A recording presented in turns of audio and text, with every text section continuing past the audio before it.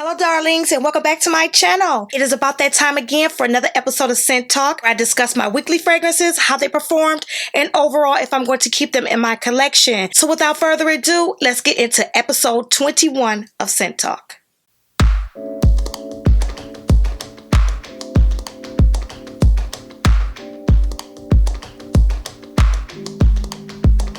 I want to start this video off by apologizing because I know it has been a little bit of time since I did an episode of Scent Talk. But honey, the reasons are justified, but we're not even going to talk about it right now because we got to get into this episode of Scent Talk because this episode is going to be on these samples that I picked up. Majority of the samples are all niche fragrances, you guys, and I want to try some niche fragrances. I'm going to commit to buying one niche fragrance, so I do have these samples that I want to share with you guys, so see which one of these I'm going to pick up. So let's get right into these perfume samples.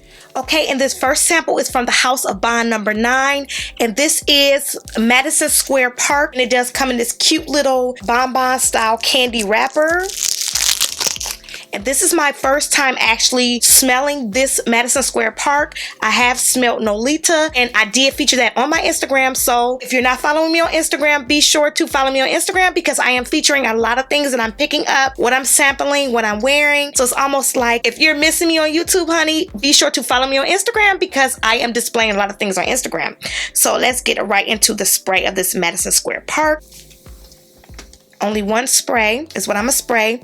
And you guys, I did actually get a chance to wear this, okay? When I wore it, I would say the first thing I picked up, this is a very green, grassy scent, but it's still very calm and gentle. Not overpowering, doesn't last that long on the skin. And what I figured out is that I have to actually spray my clothes with this. But you guys, it's a really nice scent. It's really green and grassy, but not like a nasty, grassy smell. It's easy to wear, not bad at all. I'm definitely picking up soft florals in this. And I actually did not receive any compliments with this one, but you guys, I actually like the way that this wore on my skin. You know, this is pretty pricey. These perfumes from Bond number 9 are really, really expensive. So I want to be sure of which one that I wanted to actually purchase. This Madison Square Park, it only lasted about 3 hours on my skin, but I was still able to smell it on my clothing. So yeah, I actually do like this. Really green though. I do want to try something a little bit sweeter from Bond number 9. But yeah, this is more of a clean floral scent to me. Very clean, very earthy smelling as well, but very nice and subtle. So yeah, this is again Madison Square Park from Bond number 9. I did actually enjoy this one. And this next one that I picked up from Bond number 9 is Nolita. And as you can see, the wrapper on this baby is just messed up because, honey, I actually took this with me to work so I can touch it up, okay? Because I actually wanted to see how this would last. But as you can see, I'm about 3/4 of the way done with this one because I've been really spraying this one too. And one spray. This smells really, really clean. It actually even smells cleaner than Madison Square Park, but this one smells a little orangey to me. Really, really nice. I like this one. This one is a little bit lighter than the Madison Square Park, but this one I really, really do like as well. It smells really clean. It almost smells like laundry detergent to me. Very, very clean, but also very nice, but it does not last that long on the skin. And what I found with these two Bond number 9 perfumes is that, again, you have to spray your clothing with these perfumes in order for them to last. But this is a very clean, kind of expensive smelling a little bit, but I actually do like this. And you guys already know the price tag for these Bond number 9 perfumes are ridiculous, okay? $350 a bottle, honey. Yes. So I want to be for sure that I actually like these before I purchase. But these are the two samples that I did pick up because I was most intrigued by these two. Now, I've actually already smelled Nolita. I smelled it on someone else. So that's how I knew what it kind of smelled like. So I had to just get a sample to wear it on my skin to see how I actually felt and if I want to pick up this expensive bottle, okay? So yep, this one did only last me a couple of hours, but I was able to smell it on my clothes. It's very clean and fresh smelling, so I do like this one as well. And again, this one was Bond number 9 Nolita. And this next sample is from the house of Killian, and it is I Don't Need a Prince by My Side to Be a Princess. And this is that sample, and I've been sitting on this sample for quite a while. You guys, I actually finally got a chance to wear it, and this bottle is also pretty expensive, but this one I know is a little bit sweeter. This is sweeter than the Bond number 9 that I chose. And I actually do like this one. This is like candy sweet. It almost kind of reminds me of Pink Sugar, this one right here. So yeah, I do actually like this one from Killian. And it does not last as long as Pink Sugar, but it's very comparable. But this is what I get when I first smell this. But I really, really do like this. And this lasted 4 hours on my skin. Not as long as Pink Sugar as I said before, but it did last about 4 hours on my skin. And it is an eau de parfum. So yep, I did try out Killian. I'm gonna just say Princess, you guys. But yeah, and this one, it did wear kind of well. Really like how sweet it is. But I do also have several sweet perfumes like this in my collection. So yeah. Again, this was Killian's Princess by Killian. So I'll be letting you guys know which one of these that I am going to be picking up. And these next 3 perfumes that I actually tested and wore, these are designer scents, but these are more higher end designer. And this next one is Twilley de Hermes. From the house of Hermes is Twilley de Hermes. And you guys, I'm going to tell you right now, when I sprayed this, I am not a fan of this. But it was not bad, but I already knew after first spraying this, I'm going to spray it again. But after first testing this and spraying it on my arm, I made a mistake and I sprayed it on my arm. I should have sprayed it on something first. But honey, I was just want to dive right in to get the full gist of this perfume. Upon the first sniff, you guys, it's very gingery. That's what I first pick up. Gingery and orange. Either orange blossom or African orange flower or something very orange in this. And the one note to me that I really can't handle if it's really heavy is sandalwood. And you guys, that is what I pick up from this. So I knew immediately this was not for me. Not a bad scent, but it's just not for me. And it also, you can definitely smell the tuberose in this as well. And you guys, I do prefer a sweet tuberose over just a florally tuberose. It has to be sweet, and this is definitely not sweet. So that is why I knew I would not be getting this one. But this again is Hermes, Twilley de Hermes from Hermes, and it is an eau de parfum. Didn't get a chance to wear it because it did not go well on my arm. It was a scrubber. I had to scrub it off. So that is how I feel about Twilley from Hermes.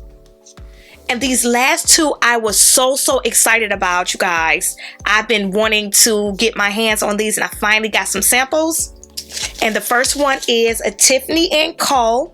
And you guys, this is the intense version of Tiffany. You guys, I already do have the original Tiffany & Co. And I've also did a review on that one, so I could not wait to get my hands on this intense version. I really do love the original, so I was so intrigued on the intense version just to see. I know there has been talk about original Tiffany not lasting, but it does very good for my skin. So I was just intrigued to try the intense version, honey. So when I got my hands on this, I could not wait. I sprayed it immediately. But I am going to spray it again. And here we go. Okay. And at first sniff, wow, it's kicking up from here. But at first sniff with this is very powdery. Okay. Powdery iris is what I get from this. And the original does have iris in it, but it's not amped up. This is amped really heavily. It smells very powdery, little musky, powdery, definitely the intense version. So everything is amplified in this perfume. So when it comes down to the intense version, you guys, it lasted 8 hours on my skin. And all I did was 1 pump on each wrist just so I can see how it will perform. Do like the scent. Last 8+ hours, definitely longer lasting than the original, but I didn't have a problem with the original. If you have a problem with the original lasting, I would definitely say try the intense version. But you guys, I do like it, but we'll just have to see if I'm going to pick it up. But yep, this is Tiffany & Co. This is the intense version. So I can't wait to share my perfume haul with you guys so you can see what I did pick up. And I actually did get a good wear out of this Tiffany & Co. intense version.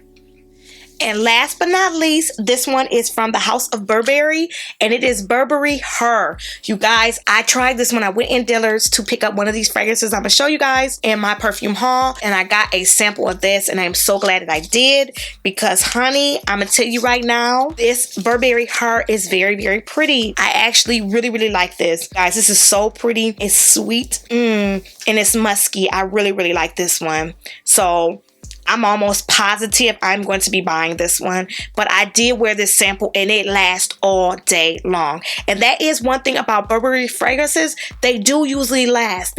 All the ones that I have, they last a pretty long time, and this one is no exception. This one lasts as well, but this is a sweeter, more fruitier version for Burberry. So, and I do have my Burberry blush, and no, they are not similar in no way, shape, or form. This one is definitely more musky and more fruity than my Burberry blush, but I do actually like this one, and you guys, you're just gonna have to see if I'm going to pick her up, honey. But I am really, really, really digging this one. I really love this one, and I received several compliments just on me using this sample, so that kind of already can tell you if I'm going to pick her up, but you definitely have to stay tuned to see if I'm going to get her. But yes, this was Burberry Her, and this is Eau de Parfum, and I absolutely love this fragrance. I absolutely love this one. So yes, again, this is Burberry Her from Burberry, and she's definitely very pretty. Okay, you guys, so this does conclude episode 21 of Scent Talk. I hope you guys enjoyed this video. Also, if you tried any of these designer fragrances or any of these niche perfumes from Bond Number 9, comment down below and let me know which one of those two Bond Number 9s do you like or do you prefer. And also, if you have a collection of Bond Number 9, honey, give me the tea on what I should try or what I should sample next, because I am just dibbling and dabbling in these niche perfumes. Not saying your girl's going to turn to a niche connoisseur, honey, because the way my bank account is set up, I can't do too many niche, because niche is expensive, okay? And so we're just gonna leave it at that. But still, let me know what niche perfumes I should try next. I do have a couple in mind, but I also want to hear and get feedback from you guys on what you would prefer for me to try, or what do you think I just have to get my hands on. Comment down below and let me know that. So thank you again so much for watching, and I can't wait to see you in my next video.